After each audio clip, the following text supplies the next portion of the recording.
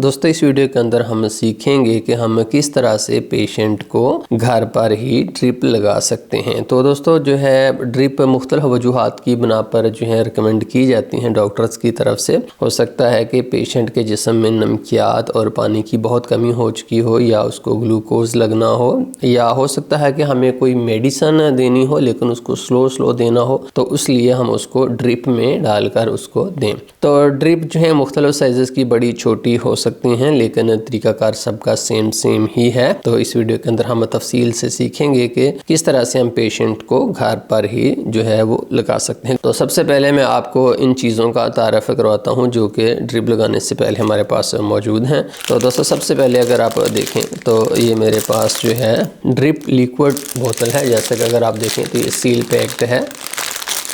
इसको हम यहाँ से खोलकर बाहर निकाल लेते हैं। ये लीजिए, ये इन्फ्यूजन बोतल जो है ये छोटी है, लेकिन अगर बड़ी हो या उससे भी बड़ी हो तो तरीकाकार सबका सेम होता है, उसमें कोई फ़र्क नहीं है। तो दोस्तों ये हमारे पास जो है डिस्पोजेबल इन्फ्यूजन सेट है, इसको इन्फ्यूजन सेट बोलते हैं। ये मैं आपको खोल कर दिखा देता हूँ।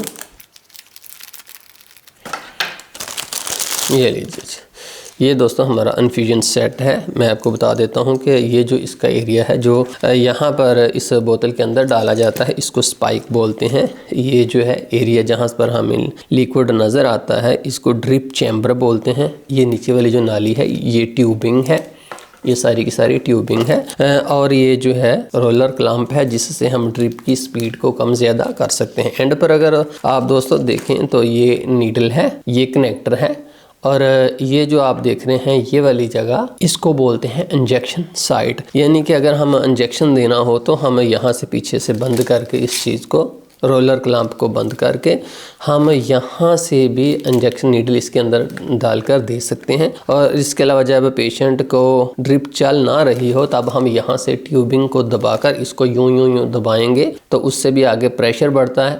दबाएंगे, फिर इसको छोड़ देंगे, फिर इसको दबा लेंगे, फिर यूं करेंगे तो उससे जो है आगे प्रेशर बढ़ता है, जिससे अगर कोई क्लॉटिंग वगैरह हो तो वो खुल जाती है। ये भी हम प्रैक्टिकल करके देखेंगे।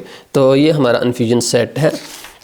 उसके बाद दोस्तों देखिए, हमने चूँकि इंजेक्शन जो देना है वो कॉम्प्लिकेटेड इन्फेक्शन के लिए देना है, तो इस बॉक्स के अंदर हमारी इंजेक्शन वायल है, उसको हम तैयार करते हैं।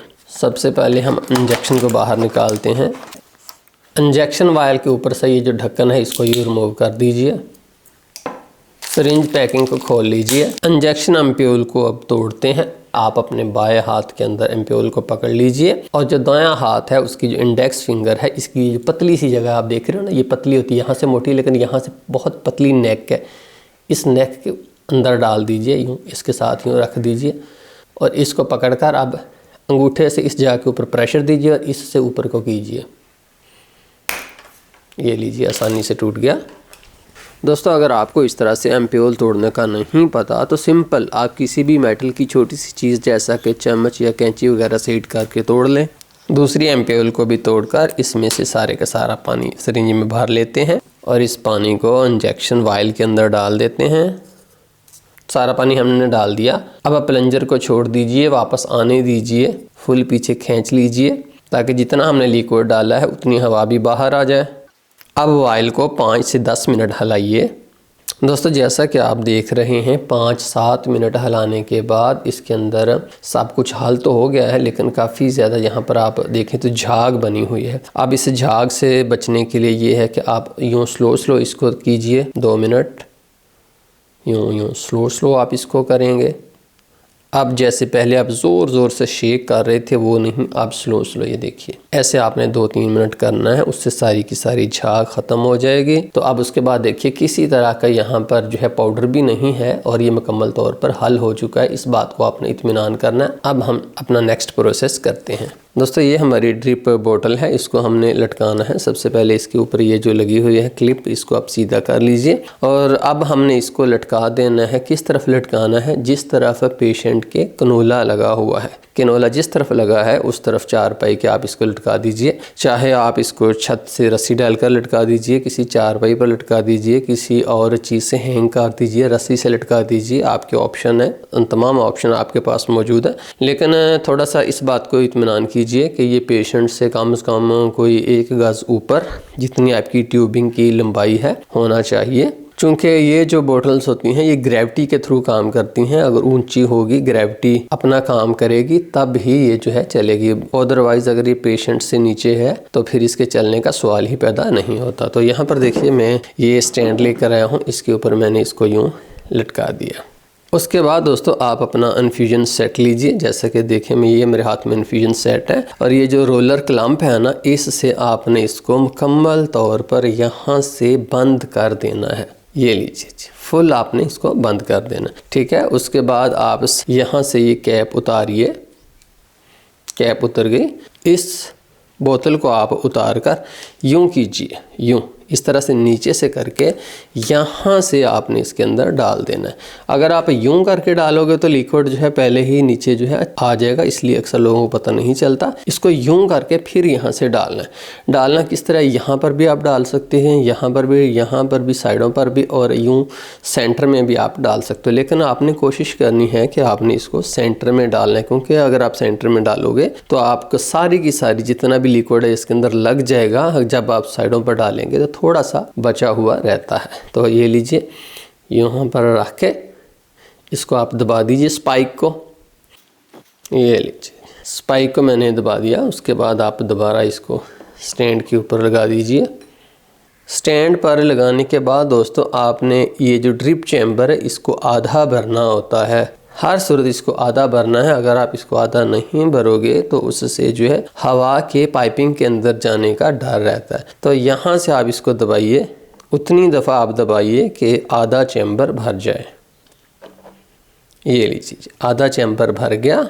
उसके बाद दोस्तों आप देखें तो ये सारी की सारी जो पाइपिंग है इसके अंदर हवा मौजूद है, ठीक है जी। अब सारी की सारी हवा को रिमूव करना बहुत ज़रूरी होता है। हमने कोई भी इसके अंदर बबल नहीं छोड़ना होता। ये बबल जो हैं कुछ पेशेंट्स के लिए डेंजरस साबित होते हैं। तो उसके लिए हमने क्या करना है, हमने यहाँ से नीडल कैप को रिमूव कर दीजिए और आप पीछे से जो है रोलर को खोलिए।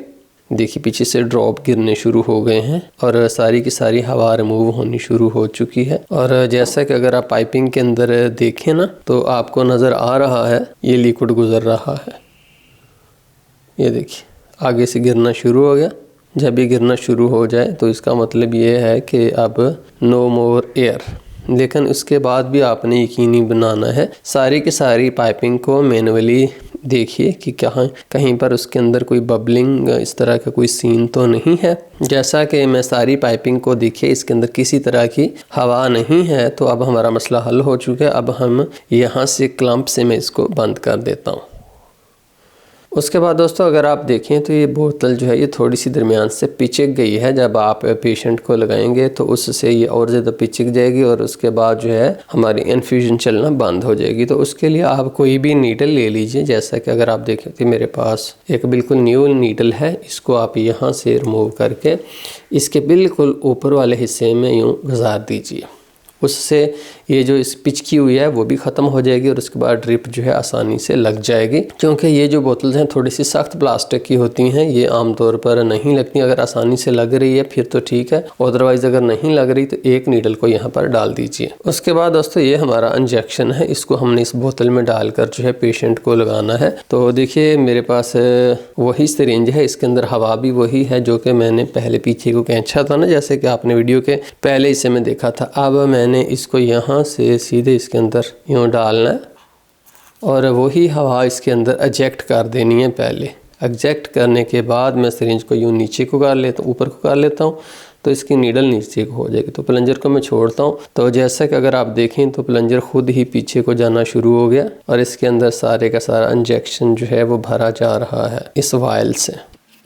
स्लो स्लो तसल्ली से काम कीजिए, कोई टेंशन नहीं लेनी, कोई परेशान नहीं होना। आप तसल्ली से स्लो स्लो आहिस्ता आहिस्ता करोगे तो जो काम आपको नहीं आता आप वो भी कर लेंगे। लेकिन अगर आप जल्दी करोगे तो फिर ऐसे काम जो आप जिनमें एक्सपर्ट हैं वो भी काम आपसे नहीं हो पाएंगे। तो इसलिए ये काम जो है तसल्ली से करने वाला है। ये लीजिए जी, अब इसको यहाँ से इस ड्रिप के अंदर डाल दीजिए। याद रखें कि अभी हमने इसको बंद किया हुआ है ड्रिप को। जब हम इंजेक्शन इसके अंदर मुकम्मल डाल देंगे उसके बाद फिर हम पेशेंट को लगाएंगे। ये लीजिए। अब दोस्तों आइए कनोला को पेशेंट की ड्रिप के साथ जोड़ते हैं। सबसे पहले कनोला को यूं ऊपर से पकड़ लीजिए ताकि जब आप इसकी कैप उतारें तो साथ ही पूरा कनोला ही ना घूम जाए। इसके बाद कनोला की कैप को यूं इसके ऊपर ही लगा दीजिए ताकि कहीं गिर ना जाए और बाद में ढूंढने में आसानी हो। अब नीडल उतार कर ड्रिप कनेक्टर को कनोला में लगा दीजिए। दोस्तों ड्रिप को हमने पेशेंट के कनोला के साथ अटैच कर दिया। अब उसके बाद ये जो रोलर क्लैंप है इसको आप थोड़ा सा खोलिए। यूँ नहीं चली, और खोल के देखते हैं, नहीं चली। तो यहाँ पर अगर आप देखें तो ये तकरीबन ना के बराबर ही है, बहुत कभी कभी ड्रॉप गिर रहा है। इसका मतलब है कि ये चल नहीं रही। लेकिन अगर यहाँ पर चल पड़े, आपका कनोला नया है, तो आपको जितना डॉक्टर ने कहा है कि आपने इतनी स्पीड से लगानी है उतनी स्पीड से आप इसको चला दीजिए, यहाँ से एडजस्ट कर दीजिए। और अगर नहीं चला तो फिर भी कोई परेशानी की बात नहीं, वो भी मैं आपको बता देता हूँ। बाज़ का ऐसे हो जाता है कि जब कनोला को 1-2 दिन हो जाते हैं उसके बाद कनोला हमारा चलता ही नहीं, तो उसको ट्रबल शूट करना बहुत आसान है। उसको आप खोल सकते हो। तो देखिए फुल खोला, नहीं चला, उसके बाद हमने कैसे करना है वो सीखिए। सबसे पहले दोस्तों आपने थोड़ा सा पीछे ट्यूबिंग को अपने हाथ से दबा देना है। ट्यूबिंग को ज़ोर से आपने दबा देना है और ये जो इंजेक्शन साइट है ना इसको आप बार बार दबाइए, 2-3 दफ़ा इसको दबाइए। फिर आप पीछे से पाइपिंग को छोड़ दीजिए। फिर रिपीट वही प्रोसेस, पाइपिंग को दबाइए, इंजेक्शन साइट को बार बार प्रेस कीजिए और छोड़ दीजिए दोनों हाथ। फिर पीछे से आप पाइपिंग को दबा दीजिए और उसके बाद इंजेक्शन साइट को जो बार बार ये जो रबड़ सी है नरम सी, इसको दबाइए। तो इससे क्या होता है कि इससे प्रेशर बनता है आगे। कनोला की जो नीडल है उसके अंदर प्रेशर बनता है, जिससे अगर कोई ब्लड वगैरह उसके आगे है तो वो निकल जाता है और हमारा कनोला जो है चल पड़ता है। इस प्रोसेस को आपने जो है 5-7 दफ़ा दोहराना है। उम्मीद है कि इससे आपका कनोला चल पड़ेगा। और जो ही ड्रिप जो है वो ख़त्म होगी, आप देखेंगे कि जो चैम्बर है उसके अंदर ड्रॉप्स भी आना बंद हो जाएंगे और उसके बाद जो चैम्बर के अंदर मेडिसन है वो भी नीचे जानी शुरू हो जाएगी। और जैसा कि आप यहाँ पर देखें अब बहुत कम यहाँ पर बची है और ये अब पाइपिंग के अंदर जानी शुरू हो गई है। जब चैम्बर के अंदर से दवाई ख़त्म हो जाए तो उसके बाद आपने यहाँ से रोलर क्लैंप से इसको बंद कर देना है और आपने अपने पेशेंट से ड्रिप को जैसे आपने लगाया था सेम वैसे ही आपने उतार देना है। तो दोस्तों ये था ड्रिप लगाने का तरीका। मुझे उम्मीद है कि आपको समझ आ गई होगी, आपके सवालों के जवाब मिल गए होंगे। लेकिन फिर भी कोई सवाल है तो कमेंट्स के अंदर पूछिए, मैं भी आंसर कर देता हूँ। और भी हमारे बहुत सारे दोस्त हैं जो मेडिकल के एक्सपर्ट हैं, वो भी बाज़ का एक दूसरे को आंसर कर देते हैं। बहुत शुक्रिया माजिद गराई यूट्यूब चैनल देखने का। दुआ है कि अल्लाह ताला तमाम पेशेंट्स को सेहत कामिला अता फरमाए। अल्लाह हाफिज़।